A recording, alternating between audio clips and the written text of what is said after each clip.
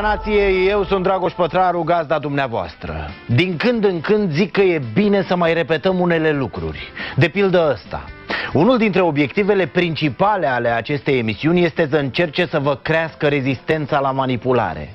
Televiziunea publică trebuie să-și asume rolul ăsta educațional mult mai serios, credem noi. Mulți așteaptă de la noi verdicte. Așteaptă să le spunem că albul e alb și negru e negru. Sau mai sunt și cei cărora le place la nebunie să li se spună că negrul e alb, iar pentru asta e de vină Băsescu sau Ponta sau Iohannis, în funcție de cine comandă muzica la postul respectiv. Un concert de muzică ușoară ați putea suporta?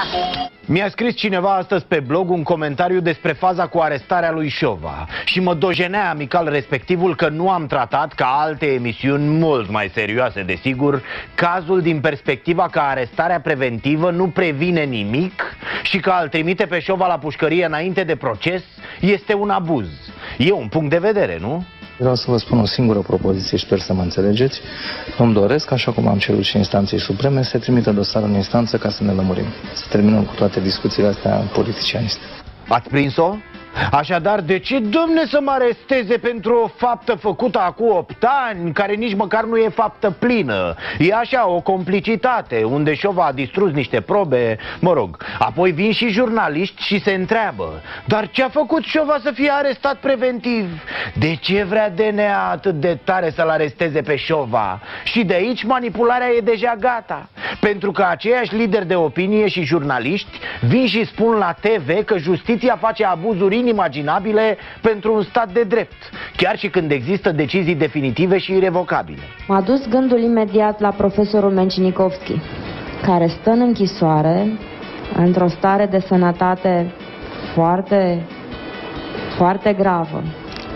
Am mai spus în această emisiune, doamnelor și domnilor, omului acestuia îi dă sângele pe urechi din cauza bolii pe care o are. Cine va răspunde dacă într-o zi, și eu cred că va veni acea zi, se va dovedi că profesorul Voiculescu, că profesorul Mencinikovski, că toți cei din dosarul acesta stau în închisoare nevinovați? Oare așa e bine să punem problema? Păi mergând pe ideea asta ar trebui să nu mai arestăm pe nimeni, pentru că s-ar putea să fie un abuz.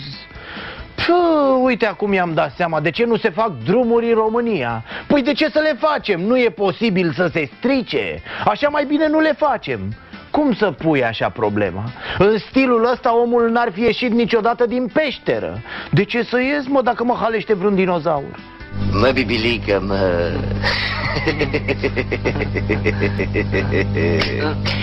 Ești tâmpit. Nu credeți că problema trebuie privită altfel? Că un sistem trebuie să funcționeze după niște reguli clare, care să fie respectate de toți cetățenii? Ori tocmai asta e problema, că în România anului 2015 unii cetățeni au mai multe drepturi decât alții. Vă spune ceva egalitatea în fața legii, domnule Șova? Și nu vă deranjează pe voi ceilalți că un om are, protejat de colegii lui, puterea să decidă dacă se supune justiției? Noi toți acasă, pe stradă, la serviciu, nu avem acest drept. Face justiția abuzuri? Se poate, și eu cred că face. Am și dovezi în unele cazuri. Așa cum face abuzuri Parlamentul, așa cum face abuzuri executivul.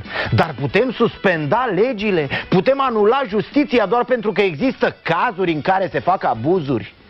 Gândiți-vă un pic la asta cât dăm noi sumarul. Nu plecați, v-am pregătit o emisiune ultra mega incredibilă. Veți rămâne proști dacă nu vă uitați, ascultați la mine.